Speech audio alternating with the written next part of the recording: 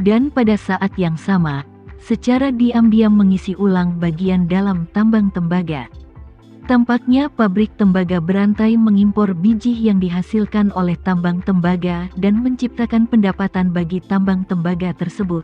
Namun nyatanya, peran inti dari pabrik tembaga berantai tersebut hanyalah fasilitas pendukung yang menipu dari tambang tembaga ini. Tama harus mengatakan bahwa cara membangun jalan papan di tempat terbuka dan menjaga gudang tetap gelap memang sangat cerdik. Adapun Tama, selama dia dapat mengambil kesempatan dan menyentuh kapal kargo yang mengirimkan pasokan ke Siprus, dia dapat menyusup sampai dia bertemu dengan utusan komisaris secara langsung. Dan begitu dia diberi kesempatan seperti itu, dia akan cukup percaya diri untuk mengendalikan komisaris itu. Namun, Tama juga punya dua rencana. Jika semuanya berjalan dengan baik, seluruh garnisun secara alami akan dihancurkan tanpa pertumpahan darah. Tapi tidak masalah jika Tama tidak bisa mengendalikan komisaris. Dia bisa membunuhnya dengan diam-diam, lalu membagikan penawarnya ke semua prajurit calon korban mati dan penjaga kavaleri.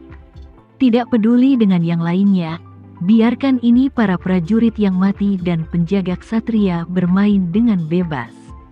Ketika ribuan orang tiba-tiba lepas dari kendali, itu pasti cukup merepotkan bagi organisasi ini. Selain itu, Tama bertindak sendiri untuk kedua rencana tersebut. Jadi dia sangat yakin bahwa dia tidak akan meninggalkan petunjuk apapun, dan tidak peduli apakah dia berhasil atau gagal. Dia tidak akan membiarkan organisasi misterius itu menemukannya dengan mengikuti petunjuk tersebut. Setelah itu, Tama, Yoshua dan Duncan Allen menyusun rencana aksi yang lebih rinci. Setelah rencana dirumuskan, Tama berencana berangkat ke Amerika Serikat dan menggunakan beberapa hari tersisa untuk mempersiapkan diri dengan baik. Namun, sebelum pergi, dia secara khusus meminta Yoshua untuk membawanya menemui Abraham yang berspesialisasi dalam komunikasi.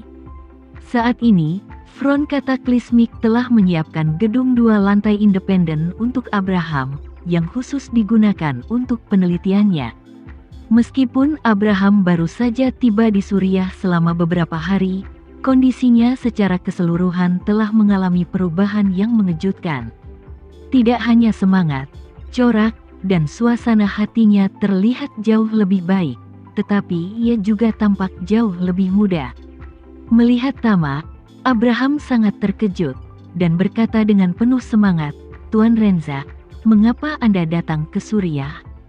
Tama tersenyum dan berkata, "Aku punya sesuatu untuk dilakukan di sini, jadi aku akan mampir untuk menemuimu, kawan.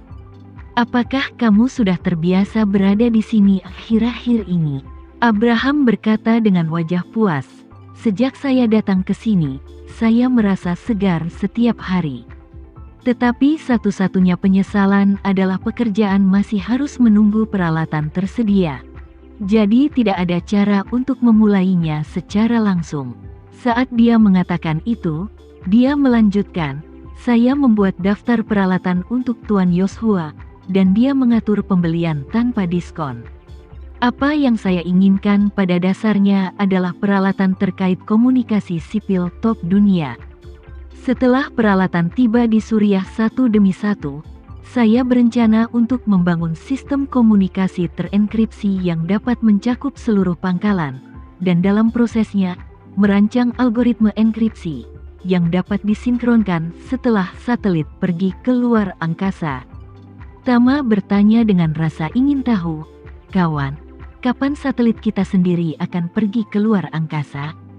Abraham menjelaskan, "Baru-baru ini, orang-orang di bawah Front Kataklismik memesan satelit komunikasi dari beberapa perusahaan komunikasi terkenal dunia melalui perusahaan cangkang yang terdaftar di wilayah lepas pantai. Namun, satelit saat ini belum siap pakai dan perlu dijadwalkan.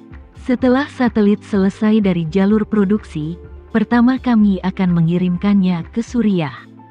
Saya akan membuat beberapa modifikasi pada satelit dan kemudian menyerahkannya ke perusahaan peluncuran komersial untuk diluncurkan. Namun, penelitian dan pengembangan algoritma dan transformasi satelit akan membutuhkan banyak pekerjaan. Semuanya sangat besar, dan diperkirakan akan memakan waktu paling cepat 1 atau 2 tahun. Tama bertanya kepadanya, "Kawan, pasti sulit bagimu untuk menyelesaikan begitu banyak tugas sendirian. Mengapa kamu tidak merekrut lebih banyak orang untuk membantumu melakukan sesuatu? Jika kamu dapat membangun tim komunikasi satelit, efisiensinya pasti akan sangat meningkat." Abraham berkata tanpa daya, "Saya telah memikirkan hal ini juga, tetapi tidak mudah untuk menyadarinya. Saya menghubungi beberapa rekan dan bawahan lama. Ketika mereka mendengar bahwa mereka akan bekerja di Suriah, mereka sedikit enggan, dan tempatnya pekerjaan ada di dalam pangkalan. Saya juga khawatir tentang risiko kebocoran yang disebabkan oleh orang luar yang masuk." Tama mengangguk dan berkata, "Kita tidak kekurangan uang, tapi kita kekurangan waktu. Jadi menurut pendapatku, lebih baik kita mendirikan atau hanya mengakuisisi perusahaan komunikasi dengan fondasi yang cukup di Amerika Serikat. Kemudian biarkan ini kerja tim di Amerika Serikat. Lakukan pekerjaan sesuai dengan kebutuhanmu, dan kamu akan berkoordinasi secara keseluruhan. Selain itu, kita dapat menggunakan perusahaan di Amerika Serikat sebagai cadangan. Selama pengoperasian tim ini, jika kita menemukan bakat yang dapat dipercaya, kita dapat menyerapnya secara bertahap. Datanglah ke Suriah." Berbicara tentang ini, Tama berhenti sebentar, dan berkata lagi, "Selain itu, saudaraku, kamu tidak perlu khawatir tentang orang-orang ini yang tidak ingin datang ke Suriah. Selama kamu dapat memberikan cukup uang, kamu pasti dapat melakukannya untuk mengesankan mereka." Mengakuisisi perusahaan? Abraham terkejut dengan kata-kata Tama, dan berkata, "Tuan Renza, jika Anda ingin mengakuisisi perusahaan komunikasi dengan fondasi yang kuat, biayanya setidaknya $1 miliar AS. Akankah investasinya terlalu tinggi? Saya khawatir itu akan sangat sulit mendapatkan keuntungan." Tama menggelengkan kepalanya dan berkata, "Laba bukanlah hal yang paling penting. Bagaimana menyelesaikan kebutuhan mendesak kita adalah hal yang paling penting." Dengan mengatakan itu, Tama berkata lagi, "Masalah terbesar kita saat ini adalah kita kekurangan waktu. Apalagi setahun atau sebulan, meski sehari atau 1 jam, kita harus berusaha sebaik mungkin untuk memperjuangkan itu.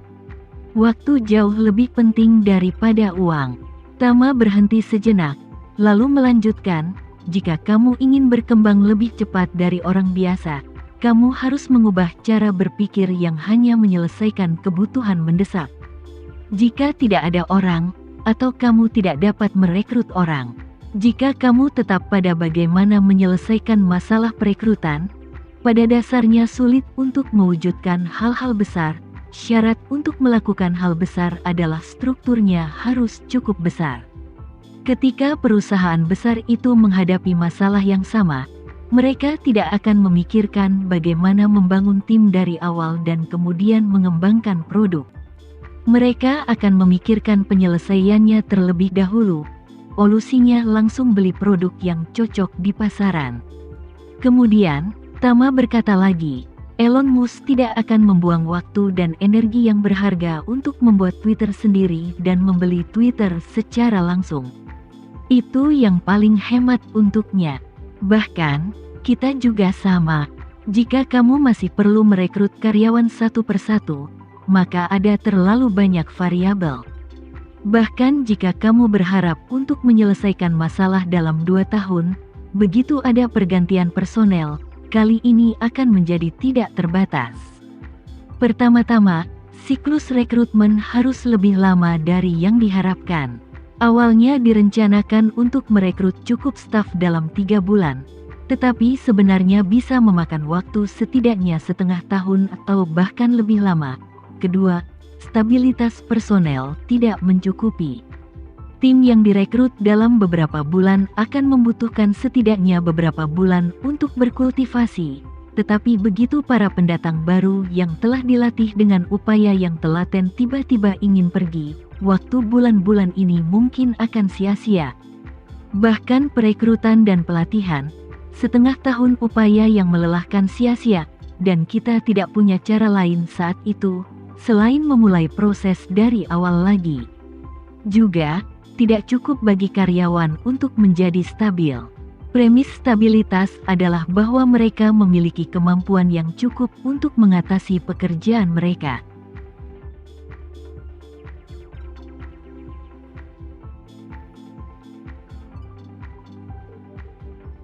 Sekian dulu ya video kali ini, kita lanjutkan lagi videonya di lain waktu. Oh iya, bagaimana menurut kalian? Semoga bisa sedikit menghibur kalian semua. Untuk teman-teman yang baru nonton, jangan lupa subscribe ya, hehehe. Dan kalau teman-teman ada yang ingin gabung langganan, bisa langsung gabung saja untuk dapat fitur yang menarik dan sedikit membantu Mimin. Terima kasih banyak sudah menonton, sampai jumpa lagi, bye bye bye.